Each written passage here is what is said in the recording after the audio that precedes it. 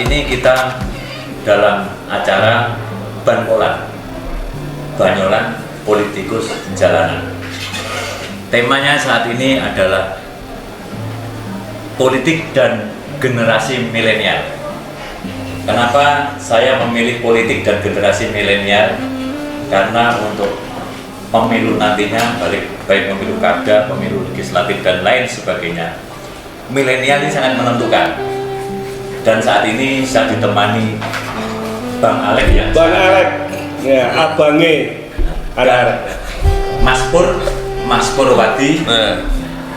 Sehat Mas Pur? Sehat Semuanya. Suwintal. seger hati ya. Terima kasih semuanya. Mas Pur, saya kan selalu mendengar Mas Pur ini mulai muda terjun dalam dunia politik praktis. Zamannya Pak Harto sih memerintah. Zaman-zamannya orang-orang pada takut dalam dunia politik, dan orang tua mungkin juga tidak memperbolehkan dalam tanda kutip jika terjun dalam dunia politik. Mumpung ada Bang Alek, Mas Pur. Kenapa terjun dalam dunia politik? Non sewu, padahal dulu Mas Pur kan kalau tidak salah kan terjunnya dalam dunia teologi ya. Oh iya. Bisa ngobrol sebentar. Saya perlu pencerahan, kan saya bagian dari milenial. Waktu itu. Iya, betul. Oke, saya mau cerita ya. Jadi memang kalau saya ini kan dari keluarga Jawa, keluarga yang sangat patuh dengan norma-norma ya, aturan. Dan saya juga dari keluarga Katolik ya, yang taat. Jadi mulai kecil tuh saya udah setiap hari tuh pasti subuh, kalau bilang subuh ya saya pasti gereja. Sampai SMA saya ikut gereja misinar. Tidak ada berpikiran itu politik ya, politik. Terus juga pokoknya hampir masa muda saya di antara mulai SD, SMP sampai SMA itu ada di sekitar altar misalnya. Nah, mulai pencerahan itu ya mulai memasuk, justru saya mulai kuliah di Surabaya. Saat itu juga masih aktif di kegiatan misinar. Nah, tapi ada yang kurang ajar, ada romo yang kurang ajar. Ada romo ajar. Tapi bukan romo saya ya. Oh, bukan. Ajaran kudu diajar. Saya mulai dikenalkan namanya teologi pembebasan. Jadi itu memutar balikan lah pola berpikir saya dari yang hidup hanya dalam kegiatan masa muda di sekitar altar, akhirnya keluar altar. Jadi istilahnya keselamatan tidak hanya di dalam altar, tapi juga di luar altar. Nah, itu.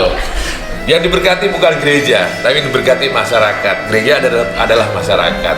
Nah, itu kesadaran itu saya mulai terjun ke dunia pendampingan. Mulai jadi kuliah 1 semester 2, saya mulai mempraktikkan lah. Nah, itu masa muda saya dengan penasaran dengan kegiatan apa teologi pembebasan yang belajar dari Amerika Latin itu. Masa muda aku gak ngono ya. Nah, itu. Masa muda aku pokoknya nyanyi oke. Nyanyi saya sudah lakukan itu. Iya, akhirnya saya gak iso ngamen aku. Dulu masa muda saya salah mungkin, Pak. Oh yang enggak. Saya lahir di kota kecil Pak di Jawa Tengah. Jadi masa muda saya kalau ada truk yang muat tebu itu kami hadap depannya. Setelah berhenti kami nyuri itu, kita turunkan 2 bongkok itu masa muda saya. Terus Mas Pur kembali lagi dalam dunia Mas Pur tadi kuliah. Pada saat Mas Pur belajar, yang jelas kan untuk membaca saat itu ya susah ya Mas Pur ya. Betul. Dengan uang yang pas-pasan, dengan tempat yang kos berarti jauh dengan orang tua. Iya, pasti. Bagaimana membagi waktu itu Mas Pur saat itu? Ya, prinsip saya waktu itu pokoknya ya apa tugas dari orang tua selesai kuliah. Jadi saya selesaikan mata kuliah itu hampir 2 tahun.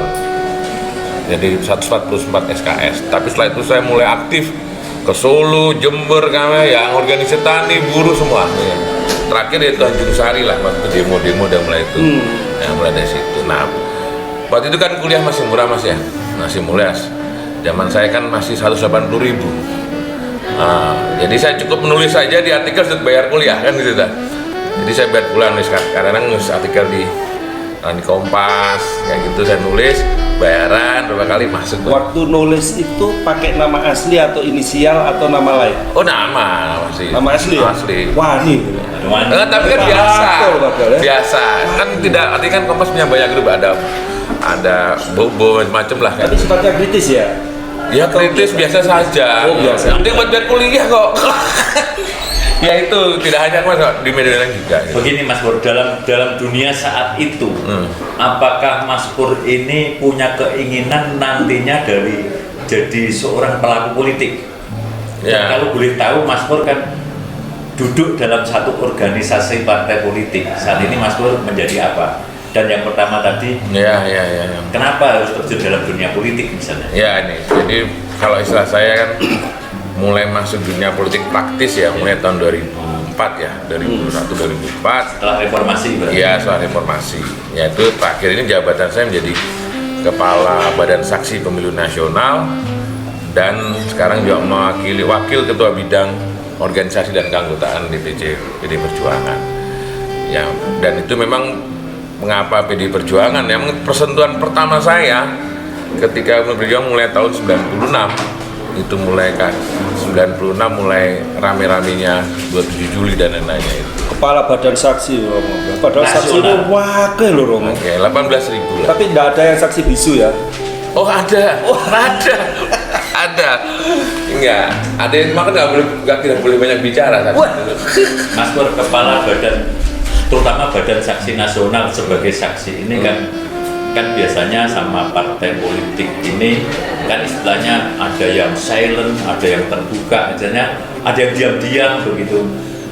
Bagaimana partai besar ini PDI Perjuangan untuk mengakomodir dengan dua hal ini kan di dunia nyata ini badan pemenangan pemilu ini kan ada yang dengan diam-diam, ada yang serangan-serangannya, ada yang diam-diam, ada yang serangan secara partai.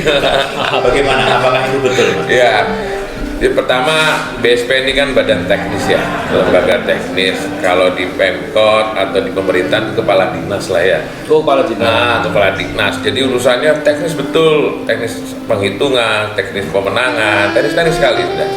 Artinya hal-hal yang lain-lainnya Berkaitan dengan strategi supaya menang gitu ya? Betul, misalnya pemetaan mana milenial, mana bukan, itu ada di situ lah. Artinya kita minimal istilahnya tidak ngomong persentase kalau ngomong.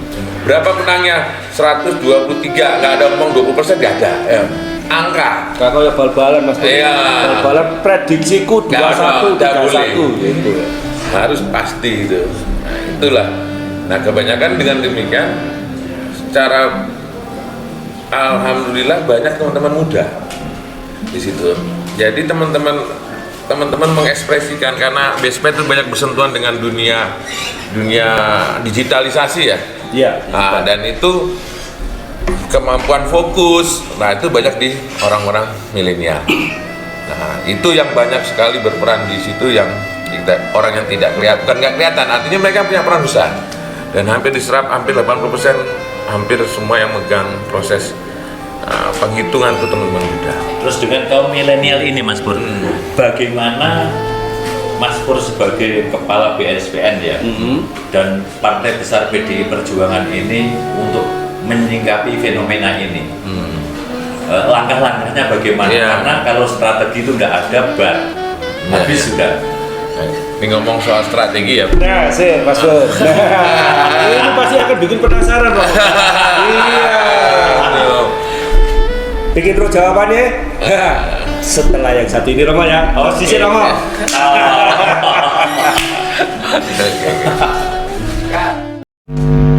Tetsu Channel, like, subscribe, and share. Jangan lupa komen. Kembali lagi ke acara Banyolan Politikus Jalanan With Romo and Bang Arek. Saat ini saya akan melanjutkan tamu saya dengan Mas Pur Wadi. Makin lama makin kenceng ya Mas Pur ya. Makin asik. Tadi kan masalah strategi ya. Masalah strategi bagaimana dengan adanya anak muda milenial ini yang belajarnya notabene banyak melalui YouTube, bukan melalui Sang Maha Guru. terus terang aja yang saya takutkan itu adalah nanti terjadi bias. Artinya mereka ada yang menjadi orang-orang yang begitulah. Mungkin Mas Pur tahu bagaimana tanggapan Mas Pur, radikal misalnya, mohon maaf Mas Pur, Radikal politik ya. nah itu Ya memang Hanya radikal politik. satu hal tantangan besar dari partai politik mungkin saya juga ya adalah di generasi Z inilah yang sekarang jadi, kalau di Surabaya ini hampir totalnya 1 juta, dan itu ada potensi pemilih muda di pilkada depan. Ini tantangan kita yang untuk generasi yang umur 17 sampai 20-30 tahun itu hampir 525.000. Yang milenial 30 sampai 45 hampir 500 juga, dan hampir 1 juta. Dan ini akan mendominasi pemilih muda. Dan ini memang akhirnya partai bertanggung jawab untuk melakukan pendidikan politik ya, seperti itu. Nah, pendidikan politik. Betul. Nah, namun kita tidak bahwa ada generasi yang unik di generasi Z adalah soal satu, mereka bukan generasi yang kosong. Generasi yang sudah diisi, yang sudah punya dengan ideologi dan pemahaman yang masing-masing, dari yang seperti Romo ngomong bicarakan bahwa mereka pendidikannya belajar bukan hanya dari sekolah, tidak dari orang tua, tapi juga dari dunia internet. Nah, kalau ngomong praktisnya, orang muda ini tidak apolitis sebenarnya. Mereka cepat dan paling respon sebenarnya untuk menghadapi gejala fenomena sosial. Persoalannya adalah ruang untuk mengekspresikan. Ketika ruang-ruang manual itu tidak tercapai, maka ruang umum yang tidak perlu diseleksi adalah dunia internet. Nah itu. Nah ini tantangannya. Kemampuan energi mereka cepat, sedangkan generasi partai sekarang ini dipenuhi dengan generasi X 45 yang gagap, ini bingung. Nah itu mau ngapain seperti itu. Nah ini mau tidak mau, yang strategi yang kami lakukan adalah PDI memang harus melibatkan orang muda sampai hal yang paling politik sampai kepada hal yang paling teknis. Terus gini, tadi kan Mas Nur bilang ada satu kebingungan. Dengan adanya kebingungan ini, PDI Perjuangan kan partai besar. Ya. Bagaimana cara PDI Perjuangan ini bisa mengedukasi mereka supaya mereka semua tidak salah langkah? Artinya kan begini. Saat ini kita jelas tahu dengan politik yang keras, radikal dan lain sebagainya. Ini kan Indonesia, Mas Pur. Indonesia dengan selalu mengatakan NKRI harga mati. Bagaimana partai besar PDI Perjuangan ini bisa mengedukasi pada kaum milenial ini? Ya. Yang kita tahu kadang-kala nek bicara masalah politik arah-arah ini politik. Oh no. Ya. Ya tadi yang disampaikan Bang Alek itu adalah sebenarnya ada sikap politik. Ya, sikap politik, saya katakan sikap politik, yaitu tingkat politik terhadap situasi struktur masyarakat yang ada saat ini. Nah ini tantangan kita, bahwa akhirnya kita harus mengubah pola pendekatan, tidak lagi pendekatan yang model-model generasi zaman 96 yang sifatnya sudah indoktrinasi, dominatif, ya, yang tidak terlalu menghegemonik, tapi orang muda itu butuh pendamping dan advokasi, intinya terlibat. Apakah di situ ada figur yang bisa mendorong sehingga mempunyai keinginan anak-anak muda itu untuk mau belajar politik? Ya. Apakah itu juga bisa seperti itu? Bisa, artinya mau ngamuk partai seperti PDI Perjuangan, hal-hal yang paling kecil tadi ya sudah melibatkan teman-teman muda. Kayak artis, apa? Iya, kan tidak bisa menarik kaum milenial mau terjun ke politik. Malah jangan itu, itu bagian strategi kami ya, tapi lebih bagaimana tumbuh dari bawah. Misalnya kita punya namanya Kak Dorong Seno, di Dewan saja kita ada namanya Goni, muda. Di pengurus DPC hampir tuh milenial. Percaya ya, kepala kantor di Dewan Pimpinan Pusat kita anak muda. Kepala kantor. Iya. Umurnya piro Mas? Ya paling kita 35-an. Wah, podo karo aku. Bayangan wali 35 kan? Iya. Wali aneh ya.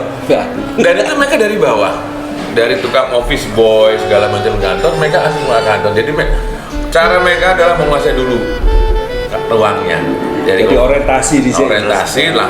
Nah itu sudah kita lakukan. Terus pelan-pelan. lagi Mas Pur ini kan dari partai besar ya, PDI Perjuangan. Ini mohon maaf nih, mungkin barangkali kami bisa ada bocoran.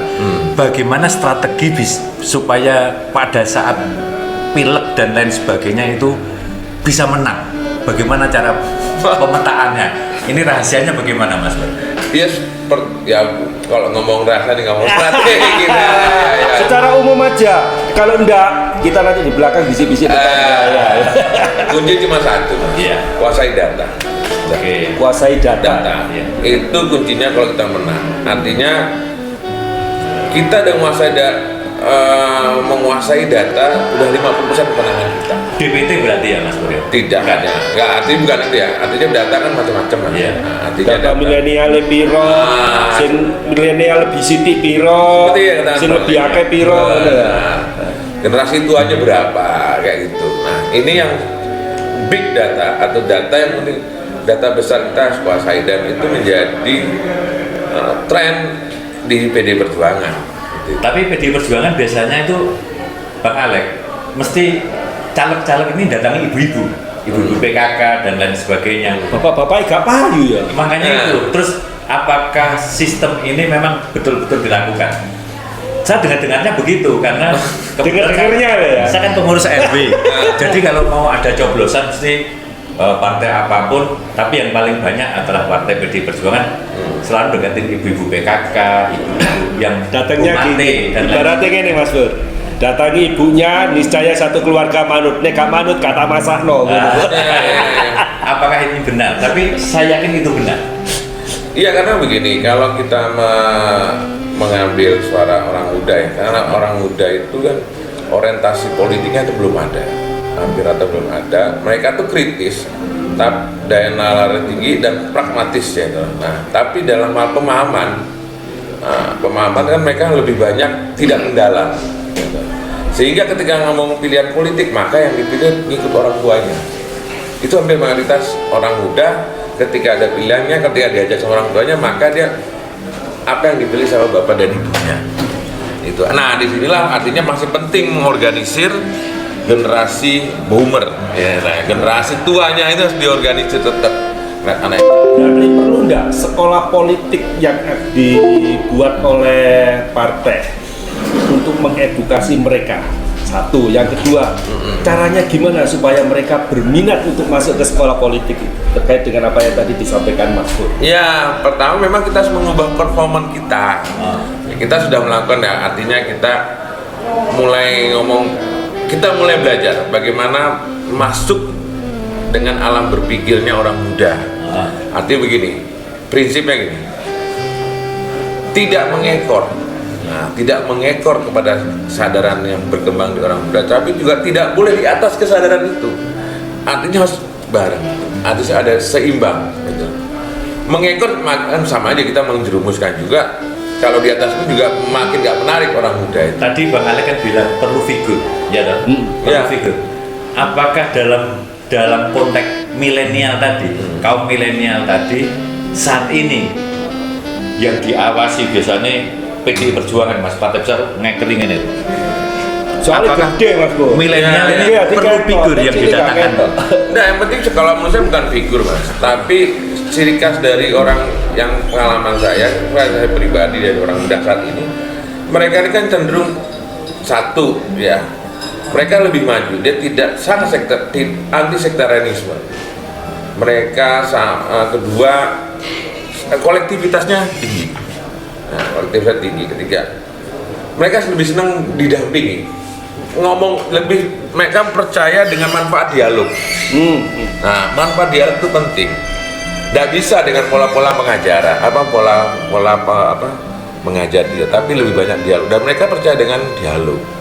Sehingga dialog itu yang mereka gunakan biasanya kan macam-macam. Contoh saham saja, hampir saham itu dikuasai oleh generasi Z. Ya, generasi Z. Dan pola belajar mereka mana? Memang tidak mendalam, melalui TikTok kan begitu. Nah, jadi ketika mereka gagal, mereka tidak frustasi itu menangnya, Pak. Karena mereka percaya masih ada kurun waktu untuk membalikan kerugian. No. Nah, itu tidak. Nah, sama seperti kita di politik harus begitu. harus mengubah pola itu. Sehingga kita mau nggak mau partai dituntut menguasai dengan dunia digitalisasi. Sekarang ini hampir 50% natif digital. Suara digital, lihat saja semua, nggak ada yang tidak orang muda semua, hampir masih orang muda. Konsultan perusahaan-perusahaan korporasi besar di luar negeri, McKinsey saja konsultannya orang muda semua, generasi Z semua, gitu. Dia cenderung analisa, karena kemampuan analisanya tinggi dan praktis, jadi dia tidak hanya mampu merencana, maunya langsung eksekusi. Perencana dan eksekusi. Jeru. Nah, kan itu senau. Salah satu cara untuk senau apa? Ini kan dialog talking. Nah, face to face. Tapi gini Bang Alek, Ya. biasanya PDI Perjuangan tuh punya satu sistem Ya. untuk pemenangan pemilu. Biasanya sistem bukan bendeli. Sistem bendeli ini memang betul. Digendeli mulai sekarang. Oh, maksudnya diikat. Misalnya contoh, PAC Wonokromo terdiri dari 6 kelurahan, Ngagerjo, Ngagel, Wonokromo, Jagir dan lain sebagainya. Itu sudah diikat. Apakah sistem ini masih dipakai oleh PDI Perjuangan? Enggak. Kalau saya itu alamiah saja. Itu dalam hal mengorganisir. Pengalaman saya itu mengorganisir tambah gendeng. Kalau perlu saya datang, saya hujan. Kalau perlu saya tungguin sampai hujan-hujan. Artinya bahwa kita ini serius sama pengalaman saya itu kan. Jadi untuk mengorganisir ini bagusnya potensi, saya datengin terus, dampingi. Apa sih kinanmu kayak seperti itu? Ini arek nom toh. Iya. Kalau perlu saya siapkan payung kalau mereka kehujanan. Oh saya Pak Pur, tolong datang. Pak Pur saya datengin, saya pakai payung kan. Begitu. Gendel itu sebenarnya alamiah memang punya semangat untuk mengorganisir, mengajak gitu loh. Ya artinya tuh menggendeli itu kan bukan suatu yang teoritik ya, tapi memang itu udah bawaan aja. Salah satu cara gendeli itu diajak ngopi nyaguan gitu. Ya, saya pikir teman-teman lebih jago lah kalau begitu. Bang Alek, biasanya PDI kan sudah memapping seperti Pilwali tahun 2020 itu sudah di mapping. Oh ini pasti menang, ini mati menang, ini pasti menang, ini pasti begitu sudah. Pasti begitu. Namun ada satu trik biasanya. Ada satu trik apabila di daerah A misalnya di basisnya Kecamatan Wonokromo, ini biasanya menang. Tapi kenapa kok ngepres yo? Itu. Ingin tahu mappingnya kayak apa? Caranya piye? Bendro. Ya. Setelah yang satu ini, bersama Mas. Wah berat nih, udah saya begini.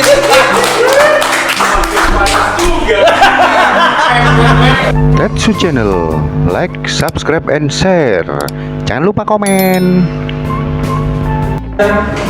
Kembali lagi pada Tetsu Channel, acara Banyolan Politisi Jalanan Bersama Mas Pur. Mas Pur, kami kembali lagi Mas Pur.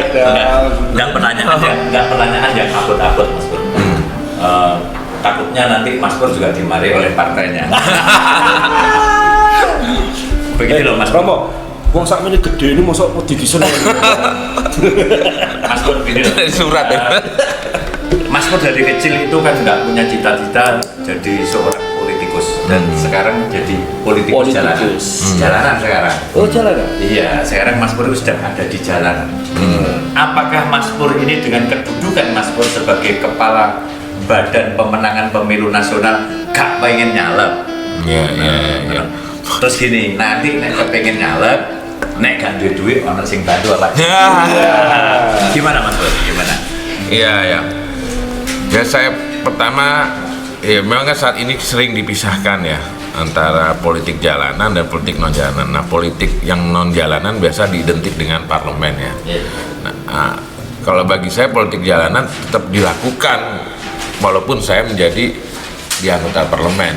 Politik jalanan kan identik dengan bukan sekedar aksi-aksi di jalanan, tapi juga melakukan pengorganisiran, pendampingan dan lain-lainnya. Dan itu memang bahwa saya dari awal mulai terjun dunia politik senangnya pendampingan itu diawali di Tandes Manuan pendampingan pemulung waktu itu. Ada masyarakat ya. Masyarakat. Nah, artinya kalau mau cita-cita menjadi ingin hal yang teknis, mau masuk ke dunia parlemen, itu pasti ada, pasti ada.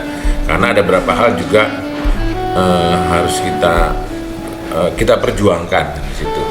Nah, perjuangkan ide kita, bagaimana orang muda punya pemikiran, ya memang salurannya persoalannya kan harus lewat namanya partai politik. Nah, itu melalui mekanisme pemilu. Nah, pasti ada kinerja seperti itu ada. Berarti kepingin nyalek sih? Ya, kalau pengen nyalek pasti ada. Saya udah 2 kali nyalek. Oh, dua kali? Nah, 2 kali nyalek ke provinsi pernah 2 kali. Macam-macam. Nah, Pertanyaan terakhir dari acara Mas Polan. Kembali lagi ke milenial. Bagaimana cara PDI Perjuangan ini merebut para pemilih dari milenial? Biar kita tahu rahasianya. Nah, ya pertama sederhana, libatkan semua kegiatan-kegiatan yang berbau partai politik, kegiatan orang muda terlibat, itu saja. Apapun lah, misalnya dalam dunia, misalnya yang sudah dilakukan, contoh kita bikin kuis, misalnya kuis, di teman-teman itu, bagaimana pendapat teman-teman hasil APBD ini. Nah, itu kayak survei semua jempuling itu dilibatkan, kita daftar orang dan mereka daftar lewat nik. Nah, dan kelihatan umurnya. Nah, survei. Saya tidak setuju dengan APBD ini. Nah, program ini. Nah, itu dilibatkan dengan aplikasi itu. Dan itu sudah banyak dilakukan oleh beberapa teman PD Perjuangan. Artinya tergantung kreativitas. Nah, tergantung daerahnya juga. Ini mereka aware apa tidak gitu loh. Oke, Mas Pur. Siap, thank you. Closing statement saat ini, apabila kita ingin memenangkan pemilu, yang pertama harus mapping. Iya. Nek PDI jenenge gendeli ya Mas Pur. Yang kedua tadi untuk kaum milenial, tadi Mas Pur bilang ada pendamping supaya bisa mengedukasi. Betul. Terus kalau jenengan yang ketiga apa? Bang Alek. Cangkruan. Nah, itu yang sederhana. Cangkruan. Bahasa kopi dia bicara. Betul. Kembali lagi ke kaosku iki lho. Iya. Tadi ya kan, ngejak ngopi ini. Mas Pur, terima kasih atas Thank you, sambutan thank you. dan Su TV. Jangan kapok. bosan, jangan kapok. Suatu saat pasti saya akan memanggil Mas Pur lagi dalam acara. Bongkar lagi. Dalam Enggak, acara sebetulnya enggak. pembukaan. Romo, sebetulnya kita enggak boleh membongkar. Hanya membuka saja. Bukan. Iya. Oke. Ya. Jadi dulur-dulur para kaum milenial bahwa politik itu bagus untuk siapa saja. Maka jangan alergi dengan yang namanya politik. Tunggu episode berikutnya.